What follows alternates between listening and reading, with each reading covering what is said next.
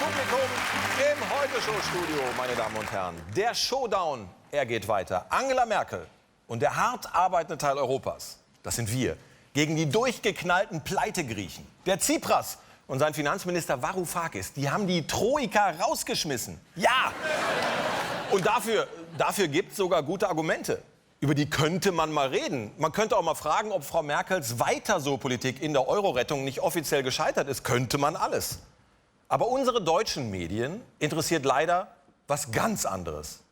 Yannis Varoufakis ist der Popstar in Athens neuer Regierung. Ohne Krawatte, das Hemd hängt aus der Hose. Mit Hand in der Tasche und Hemd über der Hose. Hand in der Tasche. Heraushängendes Hemd. Das Hemd über der Hose, die Hand in der Tasche. Ja! Er hat das Hemd aus der Hose. Meine Fresse, beruhigt euch mal wieder. Guck mal, ich habe auch das Hemd aus der Hose. Bin ich jetzt cool? Nein! Arschlöcher. Ist das nicht persönlich gemeint. Muss das mal wieder reinfummeln kurz. Ja, will gar nicht so cool sein wieder. Jetzt schwärmen alle von diesem Varoufakis. Freunde, das ist vor allem ein weltweit anerkannter, hervorragender Ökonom. Aber selbst meine doch normalerweise sehr nüchterne Kollegin Marietta Slomka klingt bei dem, wenn Sie genau hinhören, auf einmal wie so ein Backfisch. Yannis Varoufakis etwa ist zweifellos ein Charismatiker, dem man rein optisch auch die Hauptrolle in Die Hard Teil 6 zutrauen würde. Eine interessante Figur.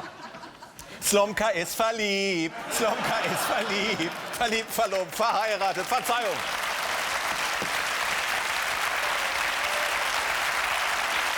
Das ist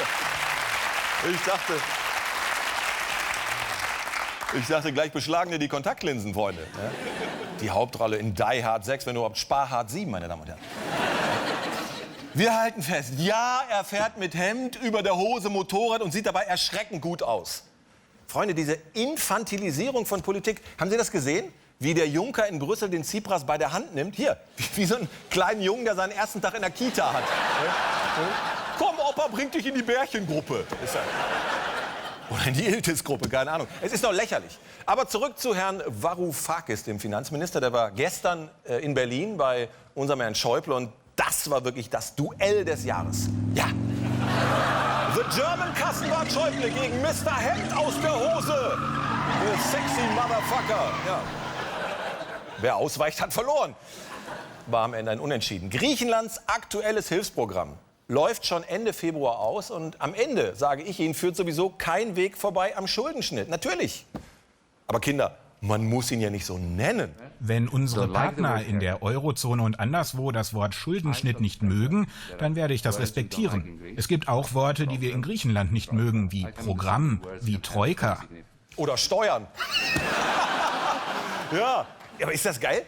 Wir machen einen Schuldenschnitt, nennen ihn aber anders. Was weiß ich, Jessica oder so, ich keine Ahnung. Übrigens, nur mal zur Erinnerung, Deutschland hat 1953 auch einen fetten Schuldenschnitt gekriegt. Und da hatten wir vorher weit mehr Scheiße gebaut als die Griechen heute. Man kann doch so einer jungen griechischen Regierung mal eine Chance geben. Wir sind eine unerfahrene Regierung. Niemand von uns hat Erfahrung im Regieren. Was für uns spricht, wir sind nicht korrupt. Jedenfalls noch nicht. Fragen Sie mich mal in 10 Minuten. Ja. Ja.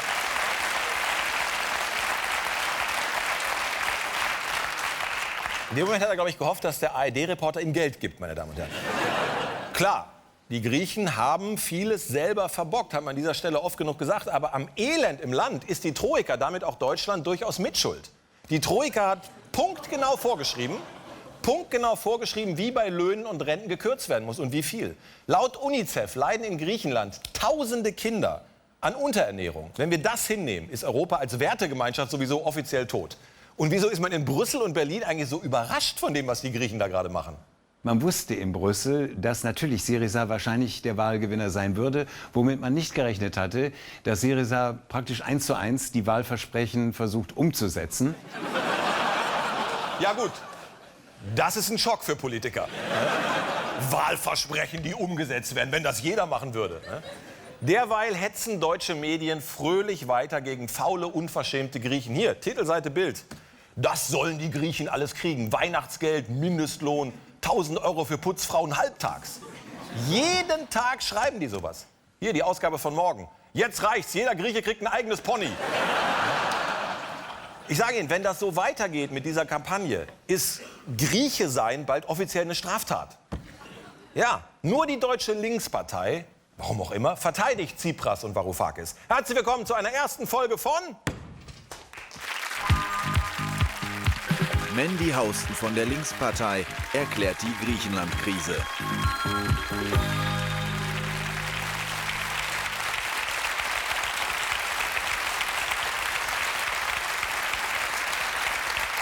Guten Abend und herzlich willkommen zu Mandy Hausten von der Linkspartei. Erklärt die Griechenland-Krise.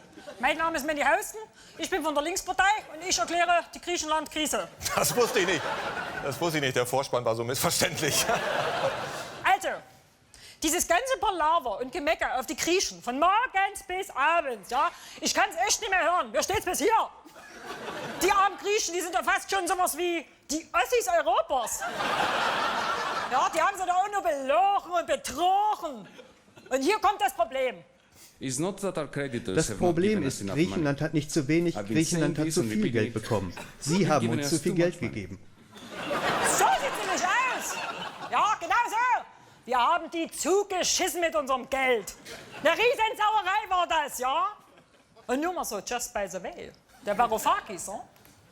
Also der könnte von mir auch durchaus mehr haben als nur mal Geld. Ja, verstehst du? Ja. Knickknack, ding dong. Ja.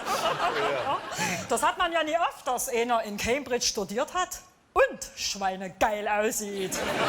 Die kleine Drecksau. Ja, der. Faust. Mein Name ist Mandy, wie war die Frage? Ja, ich war ehrlich gesagt noch zu gar keine gekommen. Griechenland. Griechenland, genau. Alle Ökonomen auf der Welt haben es begriffen, nur die doofen Deutschen nicht. Ja? Sparen in der Rezession ist volkswirtschaftlich formuliert Scheiße. Ja? Du kürzt die Löhne, die Kaufkraft nimmt ab, die Firmen gehen pleite und die Schulden, die werden nicht weniger, die werden mehr. Ist das so schwer zu verstehen? Hallo, jemand zu Hause? Was kann ich denn dafür? Oliver, ich gehe durch, ja. Im letzten Jahr hatte die Bundesrepublik Deutschland einen Exportüberschuss von 200 Milliarden Euro. Das ist Weltrekord. Ja, aber Weltrekord ist doch was Gutes. Was Gutes am Arsch. Ja? Wir saugen Geld aus allen Nachbarländern, investieren aber selber nicht. Ja? Und dann sagen wir auch noch kackfrech, wieso? Können die anderen das auch machen? Ja? Nee, das können sie eben nicht. Ja, das ist quasi so, als wenn ein fettes Kind beim Kindergeburtstag einen ganzen Kuchen auffrisst, ja, und dann die anderen Kinder fragt, was ist denn los? Habt ihr keinen Hunger? Das geht doch nicht. Durchdrehen. Macht keinen Sinn. Hey.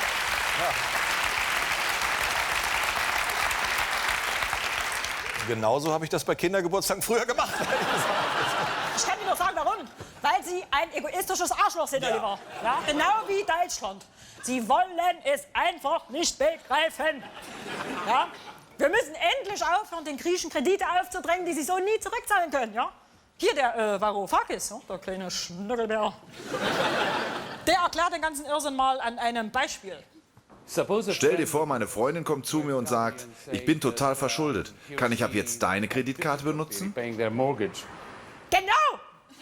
Griechenland hat kein Liquiditätsproblem. Griechenland ist pleite.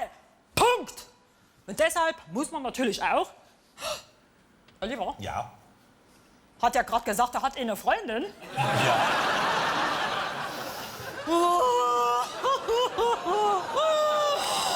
Die Besten sind immer schwul oder vergeben. Ich bin so enttäuscht. Zu Recht. Mandy Hausten von der Linkspartei, meine Damen und Herren. Vielen Dank.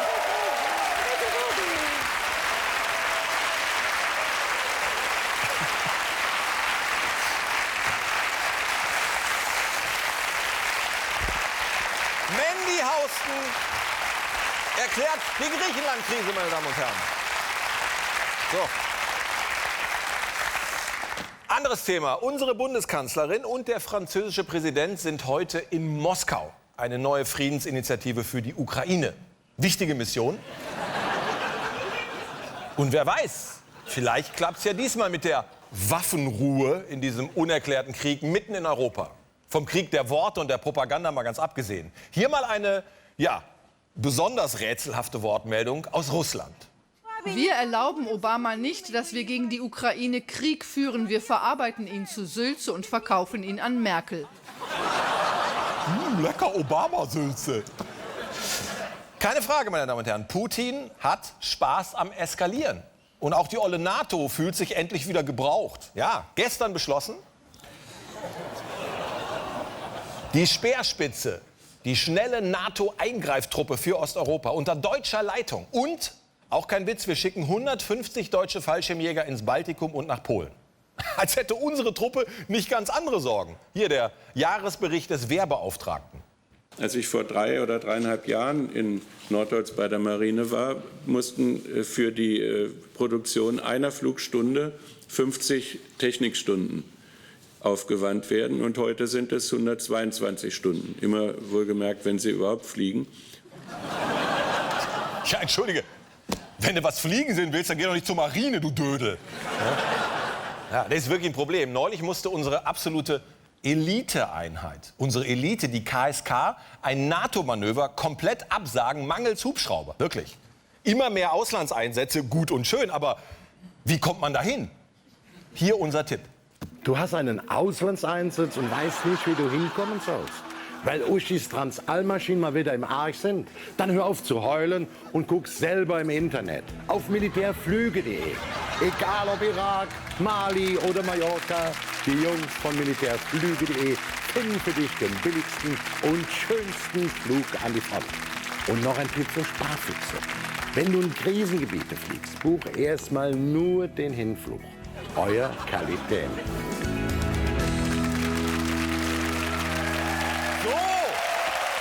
So geht das. Ne? Ja.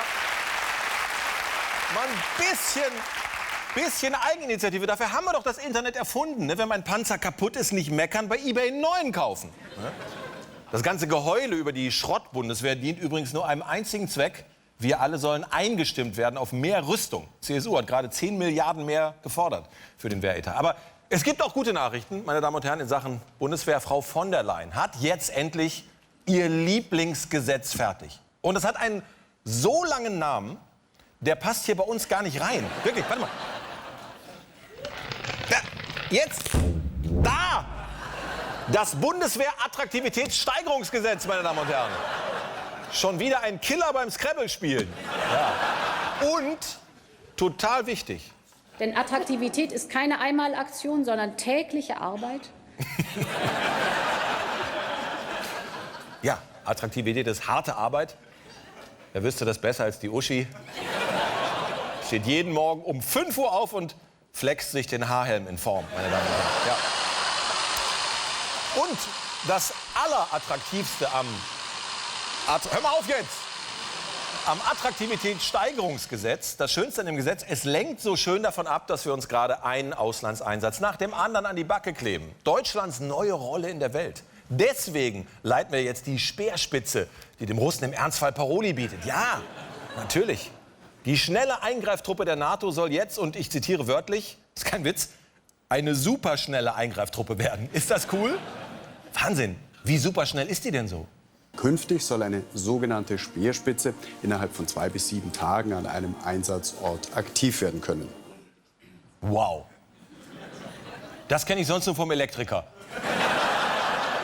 Willkommen in 2 bis 7 Tagen. Seien Sie bitte immer zu Hause. So Leute, wir schalten mal rüber zur superschnellen Eingreiftruppe in die Rudolf-Scharping-Kaserne in Münster.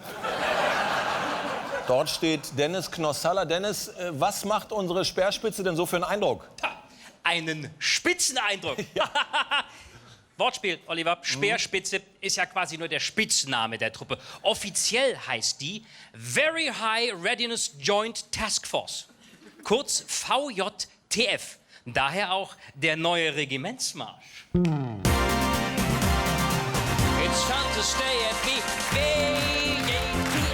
It's time to stay at the VJTF. Entschuldigung, das ist so aus mir rausgebrochen. Passiert. Ja, die VJTF. Wobei, die Truppe hier ist weder ready noch force. Das Einzige, was an den Namen stimmt, ist Joint und Very High. Ja. Verstehen Sie? Die Hälfte der Soldaten sind ja Holländer. Guten Abend. Ja, auch von mir. Wer hat sich denn eigentlich den bekloppten Namen ausgedacht? Speerspitze. Das klingt doch irgendwie nach Angriff. Ja, wie wollen Sie die Truppe denn nennen? Kommando Bibi Blocksberg? Ja. Herr Knossalla, ich will hier nicht den Korinthenkacker spielen, aber war unsere Bundeswehr nicht mal ausschließlich zur Landesverteidigung gedacht? Ja, sicher. Aber Landesverteidigung ist ja auch ein Stück weit Auslegungssache. Heute ist das Baltikum nicht direkt Deutschland. Aber ich sag mal 1943... Im Prinzip gehört jetzt auch der Hindukusch zu den deutschen Mittelgebirgen. Ja. Das nehme ich Putin übrigens wirklich übel, dass seinetwegen jetzt die bekloppte NATO wieder aus der Mottenkiste krabbeln kann. Ja. Achtung! Oliver, wir haben jetzt die einmalige Chance, live dabei zu sein bei einer realitätsnahen Übung der VJTF. Männer, folgende Manöversituation. Der Russe ist vor einer Minute in Estland einmarschiert. Die Speerspitze hat exakt 2 bis 7 Tage Zeit, den Esten zu Hilfe zu kommen. Die Zeit läuft. Dalli, Dalli!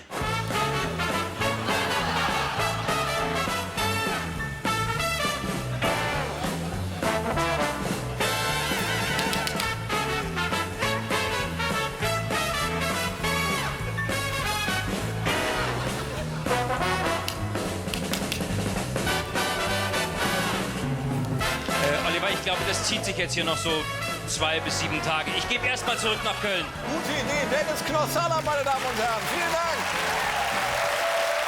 Unser Mann bei der Speerspitze in Münster.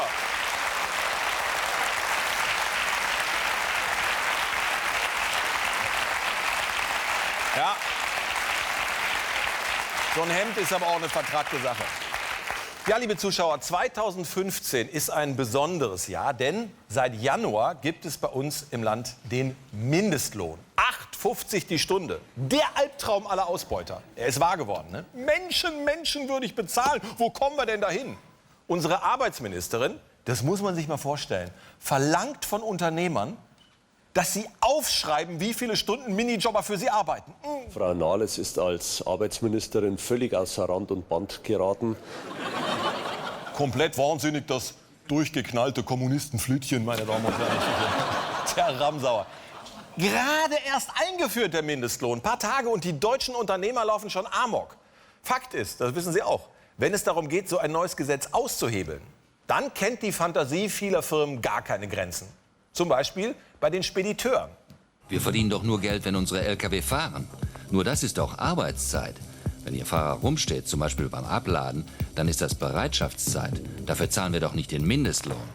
Nein, natürlich nicht. Eine Riesensauerei ist das. Ich begrüße Sebastian Puffpaff vom IDA, dem Interessenverband Deutscher Ausbeuter. Herr Puffpaff, ich meine, jetzt mal ehrlich, ohne Witz, das kann doch wohl nicht wahr sein, dass so einem Lkw-Fahrer jetzt die Ladezeiten nicht mehr bezahlt werden sollen. Was? Aber sagen Sie jetzt nichts. Herr Welke, es muss schon erlaubt sein, mal zu fragen, was ist denn überhaupt Arbeitszeit? Oder anders gesagt, ist Lkw-Fahren überhaupt Arbeit?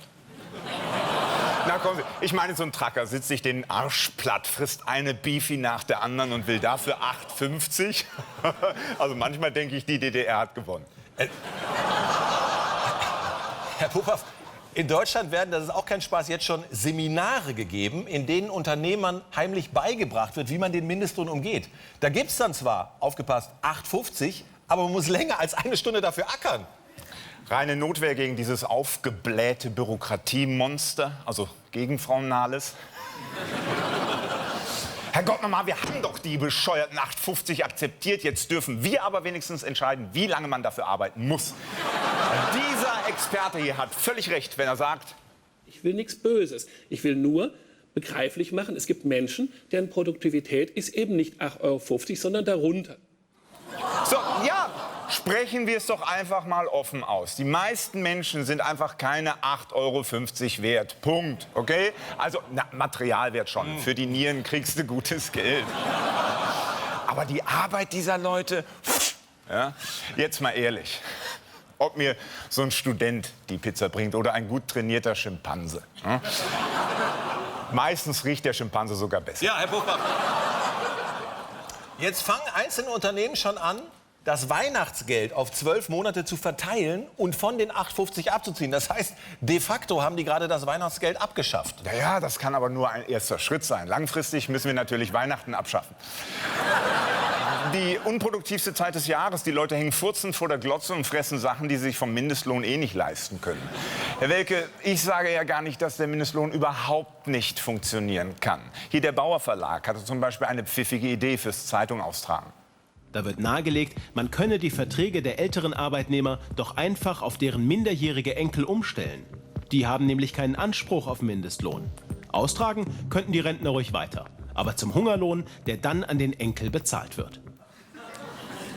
Das ist doch eine Win-Win-Situation, ne? Der Verlag spart Geld und Opa kommt an die frische Luft. Ja, mein Gott, dann riecht es auch zu Hause nicht so nach Tod. Ja. Ne?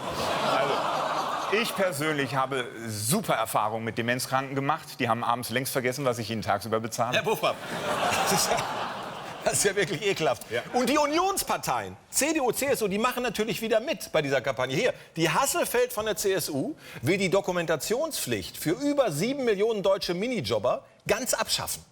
Jetzt haben wir die praktischen Erfahrungen der Unternehmen und der Druck wird deshalb auf den Gesetzgeber meines Erachtens zu Recht größer und deshalb müssen wir uns dieser Sache noch mal annehmen. Seehofer legt schon nach, es müsse bis auf Weiteres auf jede Kontrolle verzichtet werden. Bravo. Ganz ehrlich, wenn ich heulen könnte, ich würde es jetzt tun. Horst Seehofer, ich liebe ihn. Alle Kontrollen müssen weg. Mal ganz ehrlich, Herr Welke, möchten Sie in einem Land leben, wo man nicht mal mehr Unternehmern vertrauen kann? Schauen Sie in diese Augen. Welches ist jetzt meine Kamera? Die. Schauen Sie in diese Augen und sagen Sie mir, dass ich beim Mindestlohn bescheiße. Sie bescheißen beim Mindestlohn. Sebastian Buchmann, meine Damen und Herren, vielen Dank.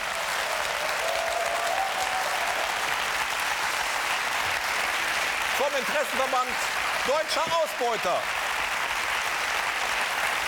Ja. Wie schnell so ein Gesetz unter Beschuss gerät, wenn es die falschen Leute ärgert. Es gibt so Wochen, das sage ich Ihnen jetzt mal ganz ehrlich, es gibt so Wochen, da ist es relativ schwierig, diese kleine Sendung hier voll zu kriegen. Und dann gibt es Wochen, da hat die AfD Bundesparteitag. Ja. Mit ihren 3 Stars, Lucke, Gauland und Petri. Die 3 hier. Ne? Und Sie können jetzt entscheiden, wer ist, meine Damen und Herren.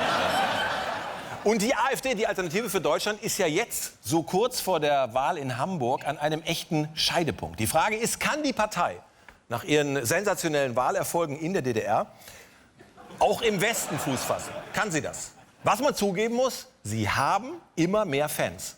Ich möchte nicht mehr die NPD wählen, weil die mir zu rechtsextrem ist. Und deswegen wähle ich jetzt die AfD. Weil die, also ich sage immer, das ist die NPD in freundlich.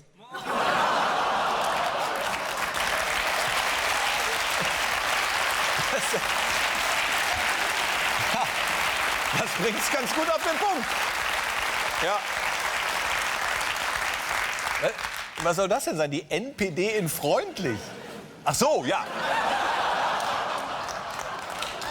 Süß. Ach ja, die Alternative für Deutschland. Ja.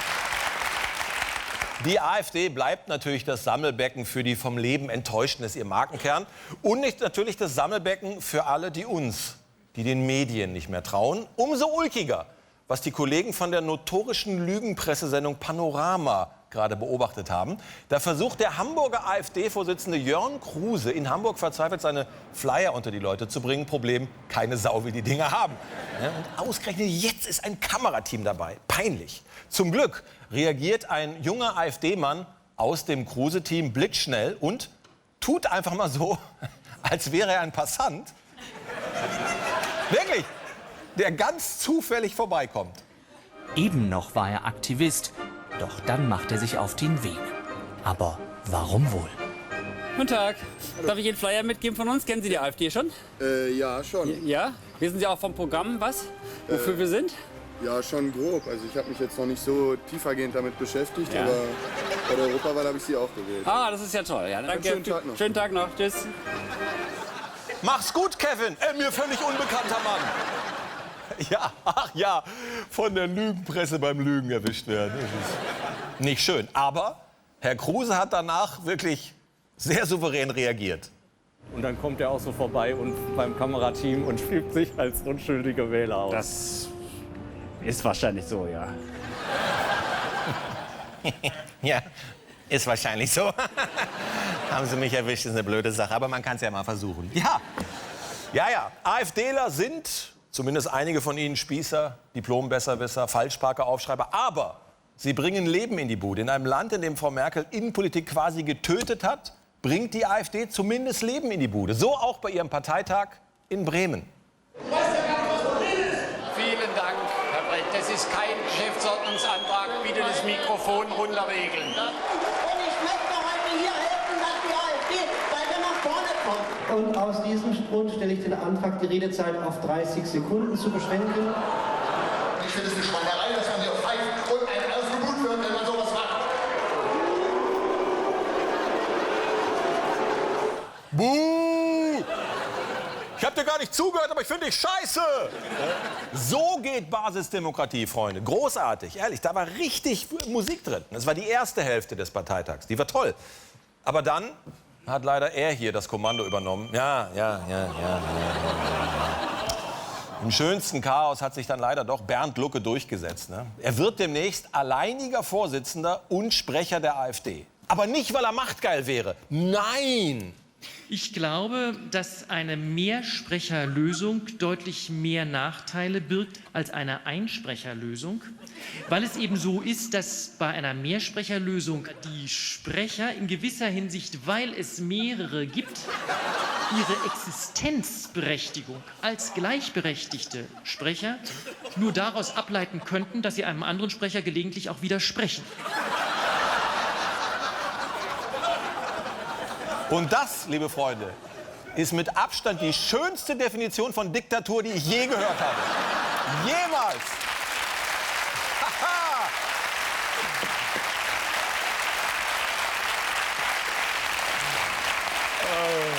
Ja. Ich habe eigentlich damit gerechnet, dass er noch sagt, wofür brauchen wir denn andere Meinungen, wenn wir meine haben? Ja. Immerhin, Lucke, das wollen wir ihm anrechnen, hat verhindert, dass die AfD noch weiter pegidaisiert wird, also noch weiter nach rechts rückt.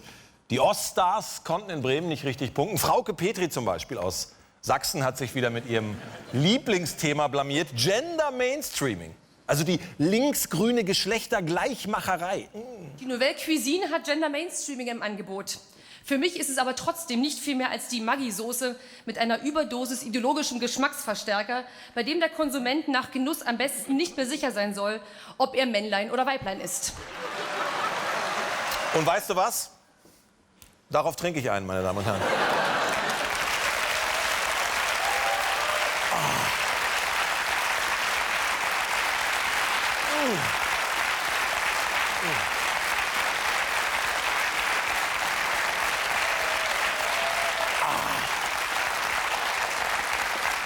Ah, herrlich. Entschuldigung, aber ich kriege immer tierisch Bock auf Maggi, wenn ich meine Tage habe. Ja, Frauke Petri. Als Rednerin auch eher, ich sag mal so mittel. Trotzdem unser Service für Sie hier nochmal alle Highlights aus Ihrer Parteitagsrede.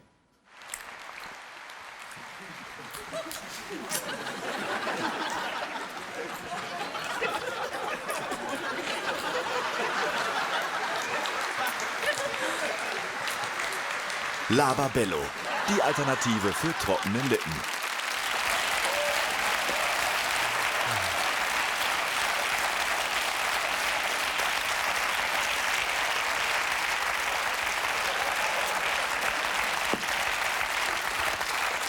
Ja, ich sag mal, kein Wunder, dass Bernd Lucke als strahlender Sieger aus dem Parteitag gegangen ist bei der Konkurrenz, meine Damen und Herren. Tatsächlich, auch das ist Fakt, gibt es aber nach wie vor zwei Lager in der AfD. Die einen konzentrieren sich nach wie vor auf den Euro und sind so eine etwas rechtere FDP. Und die anderen sind, ja, einfach nur rechts. Aber wer hat in Bremen gewonnen? Das sagt uns jetzt Ralf Kabelka. Ja, hallo Oliver, herzlich willkommen hier aus der AfD-Arena in Bremen. Hier kommt es heute zur Top-Begegnung der Erzrivalen Eurohasser gegen Asylantenhasser. Wir sind sehr, sehr gespannt, wer das Rennen machen wird. Die Mitglieder der Alternative für Deutschland im ehrlichen Wettkampf. Und es ist auch ein Battle der Team-Captains Bernd Lucke gegen Petri und Gauland. Und Lucke legt aggressiv vor. Ich bin wie kein anderes Mitglied der Partei das Gesicht der Partei gewesen. Die 15. Minute. Immer wieder werden die Ausländerversteher in der Partei von schnellen Kontern überrascht. Diebstahl und Einbruch, das kann Ihnen also in allen Teilen der Gesellschaft, ob nun von Deutschen oder auch von hier eingereisten Ausländern passieren. Also das würde ich also nicht auf die Waagschale legen. Das ist also ein Phänomen, das finden Sie weltweit. Ja. Das ist eben völlig normal. Okay. Polen. Auto gestohlen, schon in Polen. Ne? Kennen Sie doch mal. Ja, klar. Das kenne ich. Ja. Die 75. Spielminute. Die Konfrontation lahmt ein wenig. Da ist es gut, wenn man sich auf einen gemeinsamen Gegner einigen kann. Und das sind natürlich wie immer die Medien. Für wen arbeiten Sie? Das steht hier auf meinem Pömpel drauf. ZDF? Ja. Ja. Ich kann Ihnen antworten, wenn ich nachher auf den Zusammenschnitt, den Sie machen, auch Einfluss habe. Vorher gebe ich Ihnen keine Antwort. Aber jetzt nochmal die Frage, wie beurteilen Sie das? Die AfD, die hat von Demokratie keine Ahnung. Die AfD ist antidemokratisch. Ja, aber wenn jetzt zum Beispiel dann... Nicht ja, aber. Das ist die größte Schande, dass AfD-Mitglieder mit Pegida sprechen. Ich würde einen Großteil der AfD-Funktionsträger im klassischen Sinne als Idioten bezeichnen. Okay, vielen Dank. Danke. Gerne. Doch dann der Schock. Mindestens 20.000 bis 30.000 Hooligans stören diese bislang so friedlich verlaufende Begegnung. Hat das noch was mit Sport zu tun? Ich persönlich habe schon ausreichend Erfahrung mit der Antifa gesammelt. Wenn Leute, und da sind sehr, sehr viele hochkriminelle Leute dabei, und diese werden von öffentlichen Geldern gestützt und gefördert. Und das ist unglaublich. Woher haben Sie denn das, dass die gefördert werden? Können Sie in jedem Bericht lesen. Zum Beispiel im Bildungsetat der Landeshauptstadt Schwerin gehen 400.000 € für den Kampf gegen rechts im Bildungsetat. Das ist skandalös. Ja. Ist es was Schlechtes, gegen rechts zu kämpfen? Zu kämpfen?